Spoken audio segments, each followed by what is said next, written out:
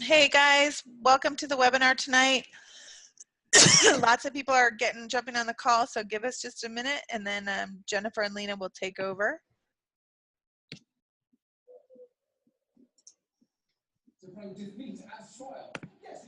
Oh shoot, I gotta run downstairs and mute the TV, hang on.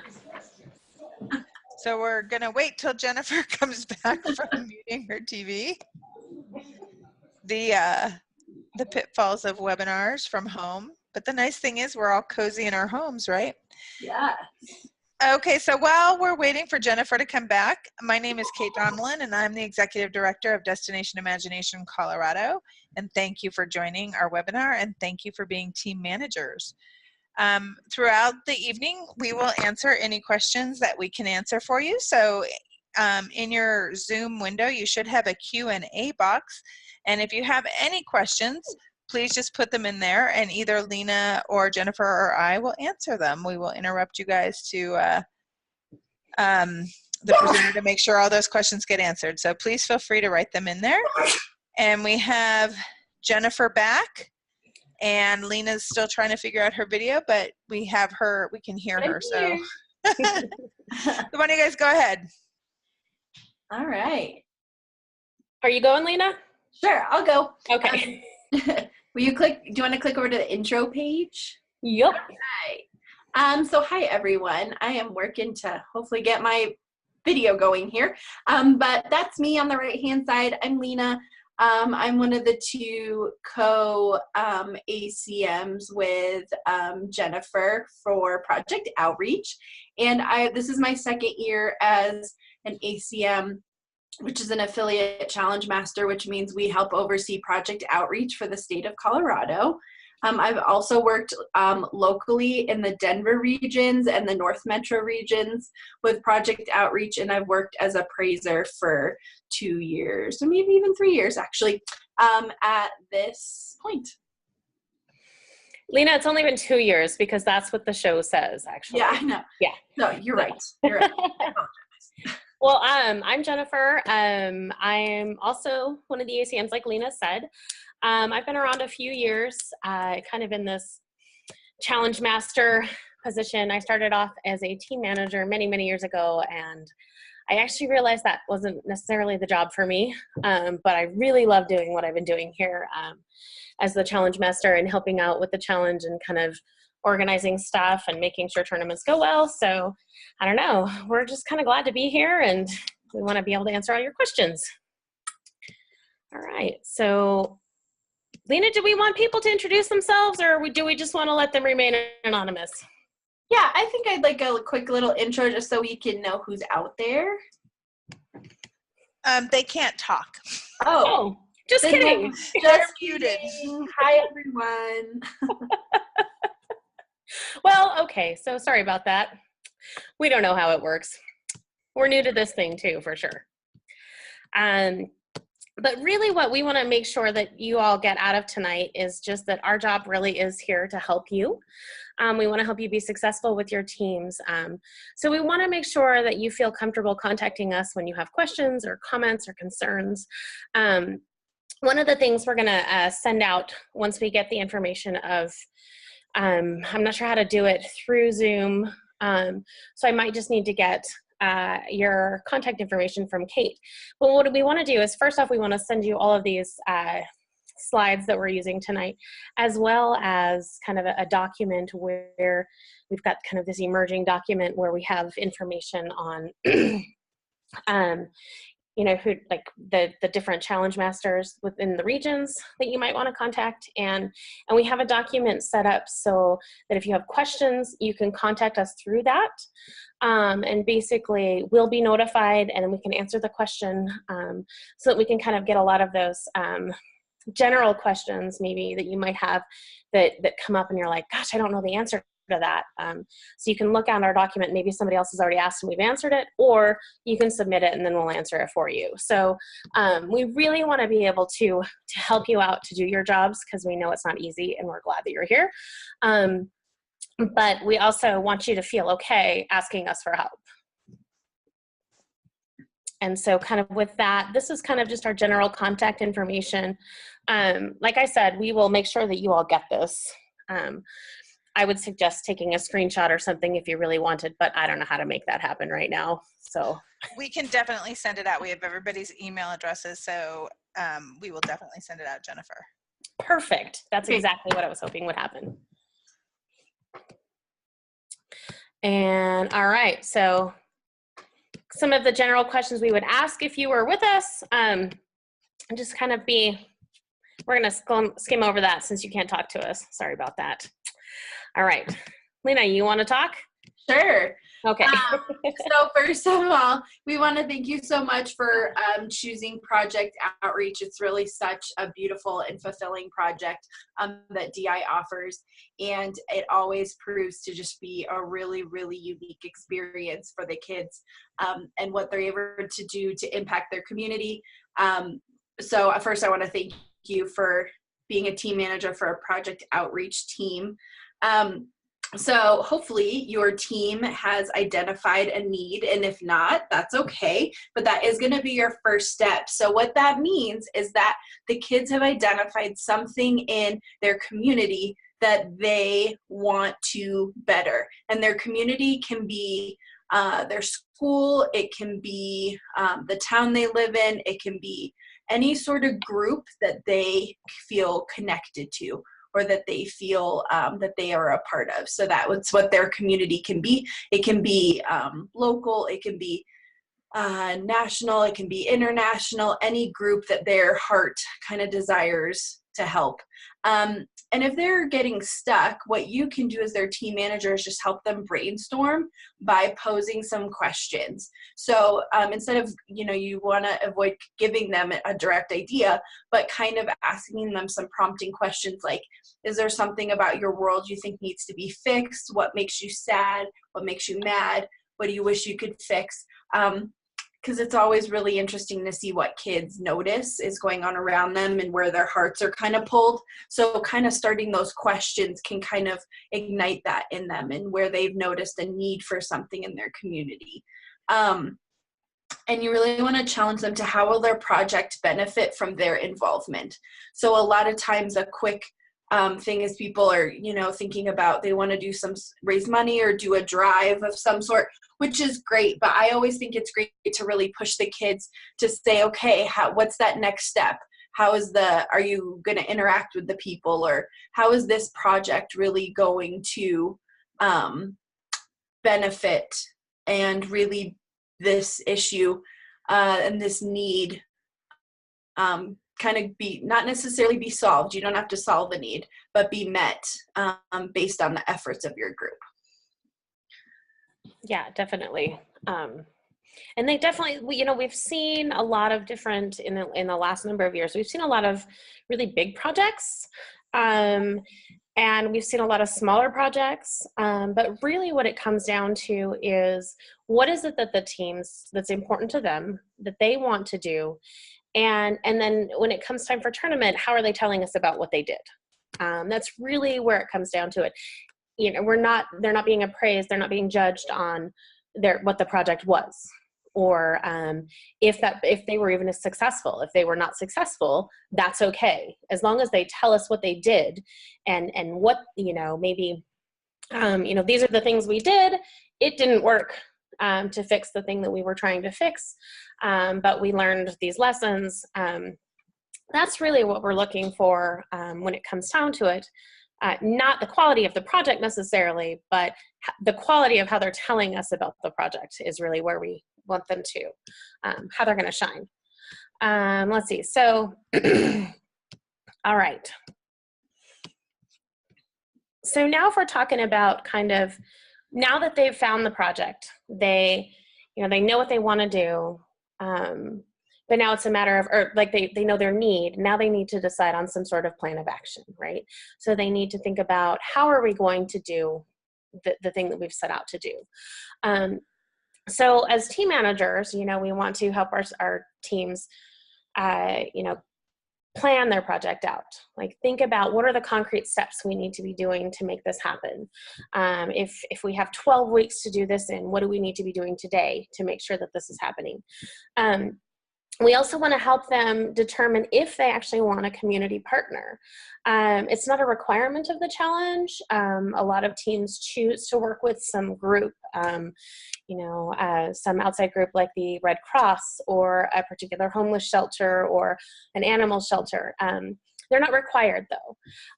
But maybe if whatever their project is, as the manager, we want to help them decide, what might a community partner be? What might that person's role be in our project, right?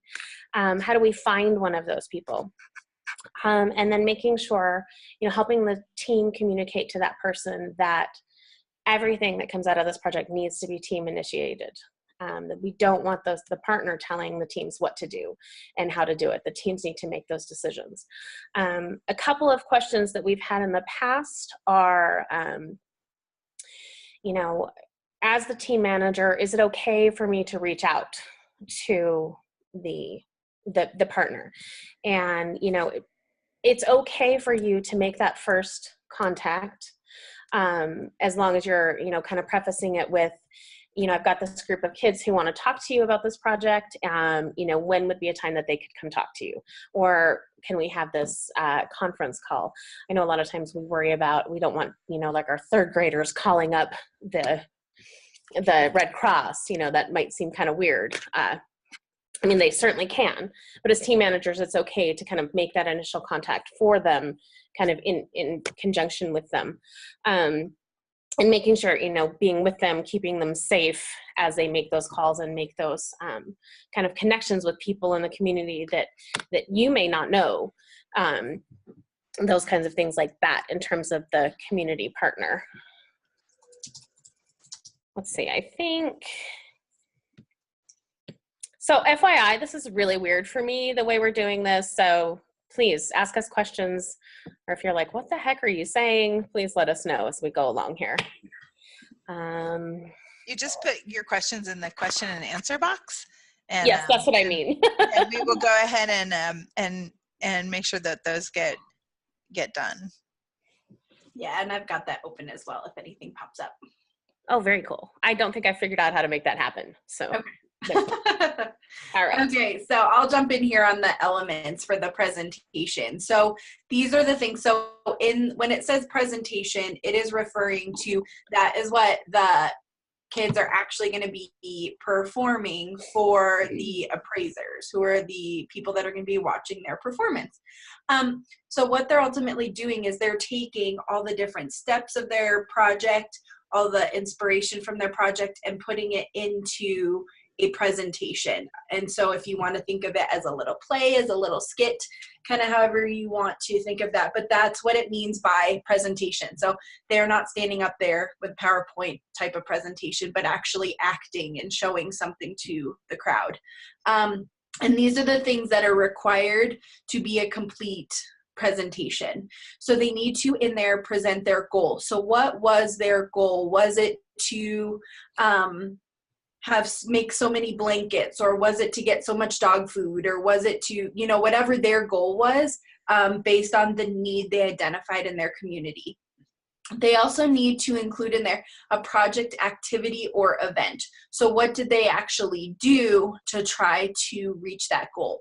So did they have, was their event or whatever? Did they have some sort of drive? Did they have a fundraiser? What did they actually do to try to reach that goal? And then the next thing is, if any of you out there have done project outreach before, this is a little bit different, but a really cool new aspect is then having them include what the future of the project is going to look like. So kind of, they know it's past, they know it's present. What's the future of that project? And so those are going to be unique to the groups. And then what the kind of the presentation part, where it kind of becomes like a skit or a play, is that there's going to be some sort of story going on. And with that, there is suspense. So the team has to build up suspense about an escape. So they have to think about their experience and their goal and some sort of escape that did or didn't occur. But they are to build up suspense to the audience about attempting that escape. Within that, they have 3 clues that they're going to give. They give information about the project and leading to and adding to that suspense and the escape. And then in the end, they'll have 2 team choice elements. So these last couple of ones here are probably the most kind of questionable ones in terms of what is that really asking. So we're going to go into some detail with that now, which hopefully will help clear up what we're going to be looking for there.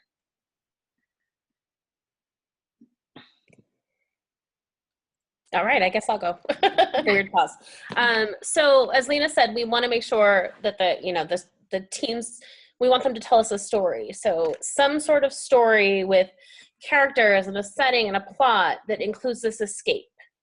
In the challenge, it actually notes that your team can decide whether the character actually escapes or not. So that could be kind of a fun little twist for them. So the escape doesn't have to happen, but tell us the story of what is going on there. Within that story, they're judged or appraised kind of on, are they actually, I don't know if this is going to highlight, it might. Okay, maybe, I don't know if that helped, but this table at the bottom is taken actually out of the score sheet of kind of what they're being appraised for. They're being looked at, what is the creativity of the story that they're telling us? Are they actually telling us about what their goal was? Whether or not they meet that goal is not important, but do we know what the goal of the project was? And then they're also scored on the integration and the creativity of, what's a project event or an activity that they did. So are they, within that story, are they telling us that they actually went to a homeless shelter and did something, or that they actually collected dog food and did that thing? They're also kind of scored on how thorough is all of their project information within that story, and kind of how are they creatively talking about the future of the project, which, like as Lena mentioned, that is one of the new aspects to this challenge is what next with our project. Is there another step to follow, or what could happen, or what do we think is going to happen, that kind of a thing. So that's kind of the first thing that they're all being checked on. And this is actually explained a little bit further on page 6 of the challenge, if you've got that in front of you. This is the scoring section A, which does, we have it kind of separated out here.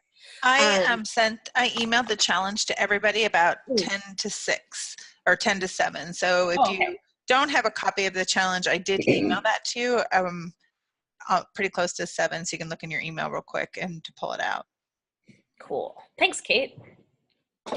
I realized I didn't have mine handy, so I had to pull it up on my email on my phone. So if I look away, that's why. Within that story, though, there's actually a whole scoring category now about this aspect of suspense. And the suspense, it's described a little bit more on page 8, again in the challenge. And this is a pretty big chunk of their score. Like, are they, how are they building this suspense about this escape within the story that they're telling and they're presenting? So I think this is actually a place where a lot of kids are going to have a lot of fun. We're really excited to see this because it's a little bit something different than what we've seen before. And it's kind of just, it's this standalone thing, but it's so integral to the rest of the story. So I think it's going to be neat to see where that comes in. All right, and then here we have our clues. And so this is part of that story. So as we mentioned, you're going to want to include 3 different clues of 2 different types. So we have this table here that shows our different types of clues. And what I really love about these is that it is tapping into different interests of different kids. So that's a great way to get the kids have a little more connection with what they're doing, is if you have the kid that loves technology or love something that's more, I guess, technical, they could do a technical clue. If you have the artist of the group, they could be in charge of the visual clue. Then if you have another one that's kind of loves the drama, they could do a performing art clue. So that's what I really like, is you can really hit on any sort of personality or interest of kids with the clues. So we can see here on this table that we have these 4 different topics. So the 3 I just mentioned, plus the project artifact, which is a clue which has come from the team actually carrying out the project. So that can be something that is somehow connected to their actual project. So the clues are, like we said, there's 3, and they're kind of referred to as clues A, B, and C. So A and B are going to come from these clue types, and they just have to be 2 different ones. You can have a technical and a visual, or a visual and a performing, or a visual and an artifact, any 2. And then their 3rd clue can be anything of their choice, including one of the clue types that are mentioned here. So that's meant to give some good variety and also hit on different types of clue styles in the presentation. Mm-hmm. And one thing about the clues that it's stated specifically that they should give information about the project, but also be part of that story. So I think, again, it kind of gives a little bit of a, helping us tell the story while we're telling you about the project idea.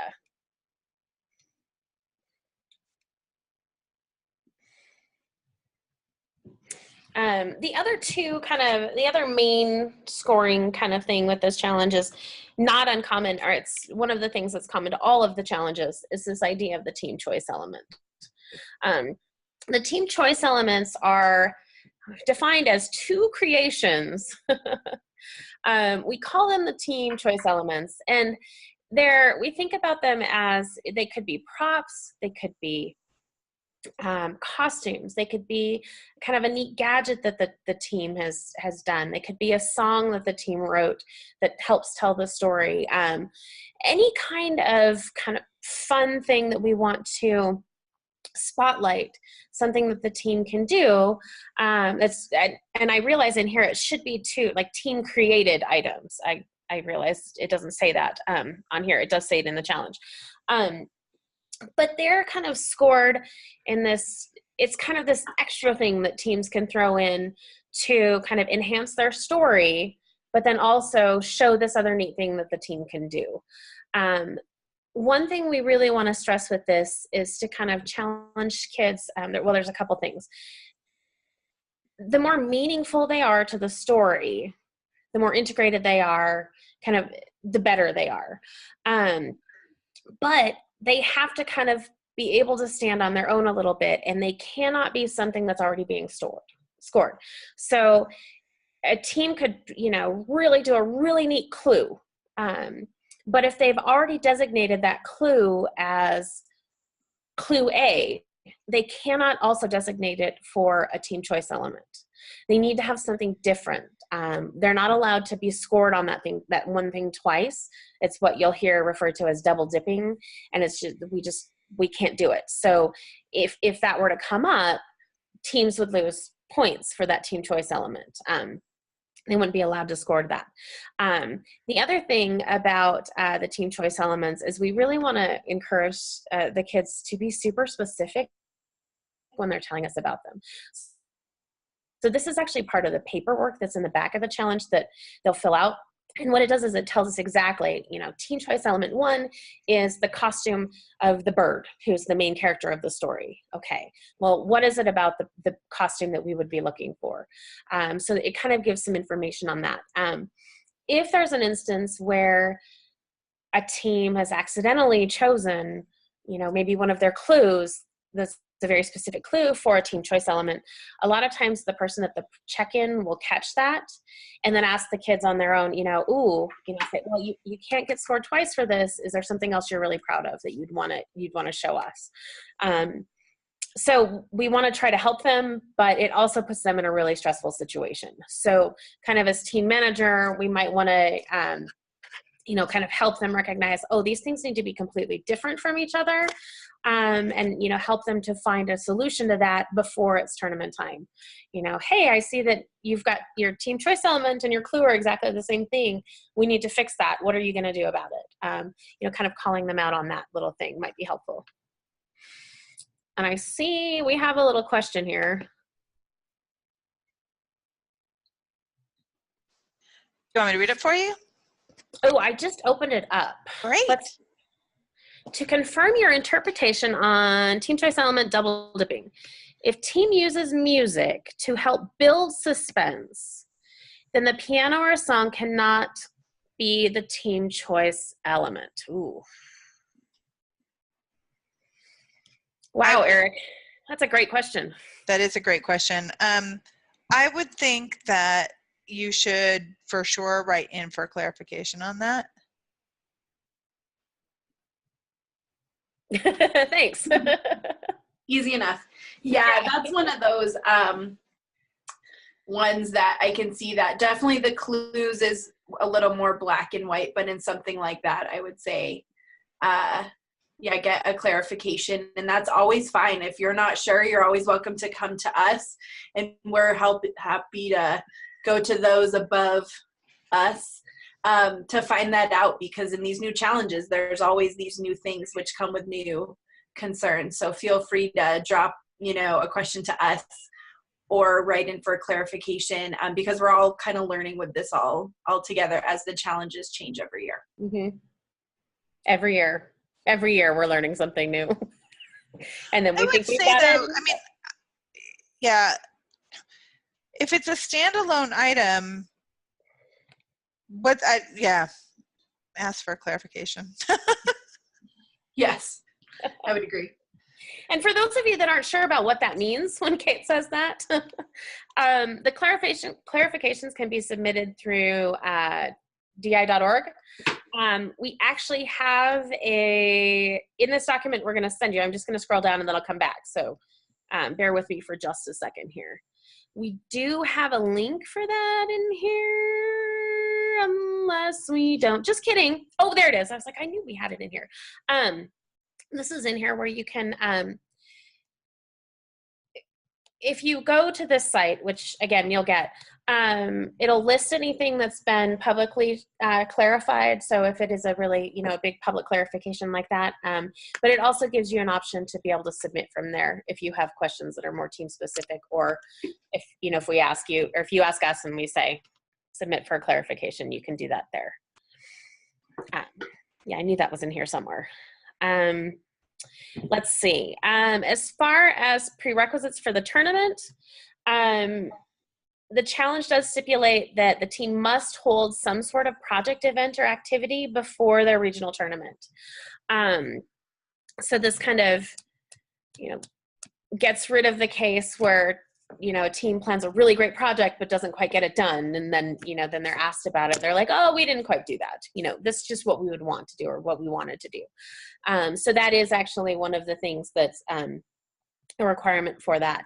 In here, we do have the list of the tournament dates.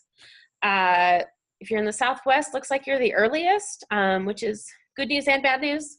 The bad news is that you're the earliest, but the good news is that then you've got a lot of time to then prepare for the state tournament afterwards. So I would say that's kind of a mixed bag there. And Lena and I are going to try to go to as many of these as possible.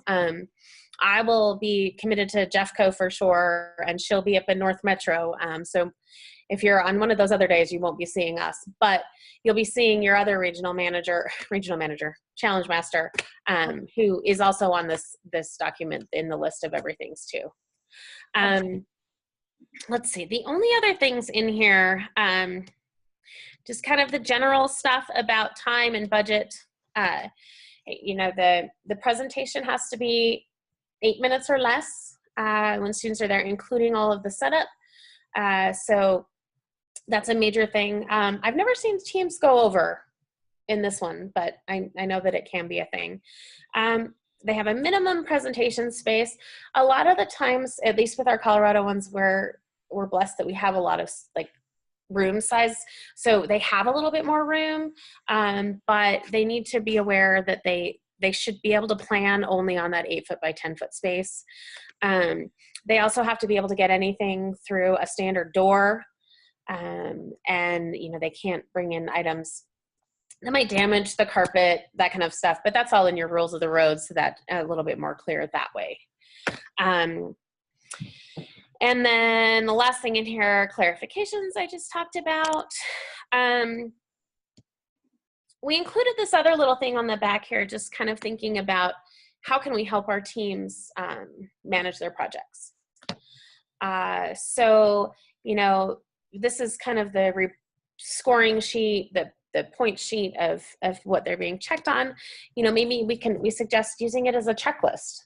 So once they've completed their project, you know, they can go through and figure out, have we done all of these things? Can we say we have a story? We have our goal included in our story. Oh, do we have our suspense? They can kind of go on there and then start tweaking. You know, do we have everything? Yes. Okay, we've got the minimum. All right, well, now let's see, how can we make that a little bit better? How can we make it scarier or have more suspense or be funnier? Something like that to show our creativity. And while we're thinking about this, think about it, you know, the kids have to be scoring this. You know, ask them, how creative do you think this is? Can we make it more creative? Rather than telling them that was really not creative, you can do better, right? We need to be careful what we're saying. Or you should be asking them that anyway, whether it's creative or not, those types of questions. There's also, okay, I totally feel like I'm taking over. Lena, do you need to? That's okay. No, I think that was all great. Let's see. So the last bit is a little bit of paperwork that's towards the back of the challenge, and that's the tournament data form, which is an important part of your presentation. And this really communicates the details of your presentations with the appraisers. So the appraisers will get that information ahead of time, which just at a glimpse gives them some background information, and a little insight into what they are about to see. So that is an important place to really clearly indicate what your team choice elements are. And it'll ask you about kind of specifics of that. But as it says here, use it as a checklist. Can you answer all the questions on there? That's something that they're looking for, because if you can't, you're probably missing something. So check throughout the process, you know what you still need to accomplish, and have the team stay focused on the requirements. It's really easy to get really big with the presentation, and it's unfortunate when the appraisers are trying to watch and they're scoring, and kind of a major part is missing. So it could be a team choice element. It could be, in this case, a clue or something that, so really the best thing you can do is use these forms to help serve as a checklist that you have everything that's required to have a successful presentation. Yeah. Yeah, so last little bit, just talking about, you know, don't be afraid to use your roadmap. It definitely has a good breakdown about, you know, helping with project management in terms of, you know, how can we structure each meeting. Of course, you have your instant challenges in there and your team building exercises, all of that fun stuff. When we're talking about interference, and interference is kind of like, I don't know, like the number one bad word maybe we could think about with DI, right? One of the big things that we see, that I've seen especially, are teams of young kids who team managers are afraid that they're going to get hurt, that the kids will get hurt. So parents take over and do the building for them, or do the painting for them, or the, you know, the sawing, all of that fun stuff. So what we say, you know, we suggest, like, that's not okay. The parents, anything the parents make can't come on stage. The teams need to be the creators of everything they bring in. So if you're really uncomfortable with the kids using power tools, for example, then help them to brainstorm other ways to build their pieces, other materials that they can use. The other thing, though, is we really encourage the managers to teach those skills anyway. Control the environment to keep the kids safe, but teach them how to use tools. They don't have to use a table saw, but they can use a hand saw, right? So, teach them, have a skill building day when they show up, and all we're doing is we're going to cut wood and we're going to hammer some nails. Help them do these kind of completely unrelated things to learn the skills that they may need for their presentation. If they've never painted before, just have them come in one day and paint cardboard so they get used to what does it feel like when we're painting with paintbrushes, that kind of stuff. But then also kind of just, let them do that. And then, really think about like giving the feedback, like when they're doing their instant challenge practice. So when they're practicing those, that's when you can tell them things like, wow, that was really good teamwork. Now I'm drawing a blank, right? But we can help our students in that way without interfering with their project. Yeah, and that could be too, we talked about a community partner earlier, that could be a part of the community partner, is if there's someone who can teach them a skill. So again, it's totally valid that they are taught a skill, just what is done during that lesson isn't part of their project. So it can teach them the skills they need to know to later carry out their project. Right. I think we did that. Oh, and the failure part, I think that's a good last point there. So I think a huge part in what we all really embrace about DI is that it's a really open space to not always have success and to fail and to struggle, and that those all serve as really good learning tools for the kids. So part of, as we've mentioned, for this particular project is that they are not judged at all at the successfulness, quote unquote, of their project. So, I mean, it is either way. I would say as a team manager, one of the best things to do is that just celebrate that they put, an effort, and anything that they did is great to celebrate. And if it's considered at any point like they don't reach their goal, or from their point of view it's a failure, that's okay, and that's totally embraced on our end. And I know that that's something that I really love about this program, is it really encourages that's okay, and it's a huge part of the creative process. And that's where it's really cool, as we have that part of their presentation where what's the future of the project. They can then take what they learned from this and say, hey, we figured this out. This is how we're going to move forward with that. And so I think that the project lends itself to a really neat space of how it can move forward, how the project can move forward when it was considered maybe a failure or didn't reach expectation. And I think that's a really special part of the project. That is a really good point. I hadn't thought about that, as it does give that for those projects that didn't quite do what they, didn't succeed in the way they wanted to. They can really think critically about how they can then push that forward maybe next year, or, once it's all over. I really like that. It's really helping them think about that. Great. Yeah, definitely. All right. So that was Escape Artist in a nutshell. Maybe a 41-minute nutshell is a little bit longer than a regular nutshell, but I guess we don't really know what everybody needs. If you need time to digest and then you want to reach out to us, that's cool. If you have some questions now that have come up while you've been listening to us rattle on, feel free to chime in.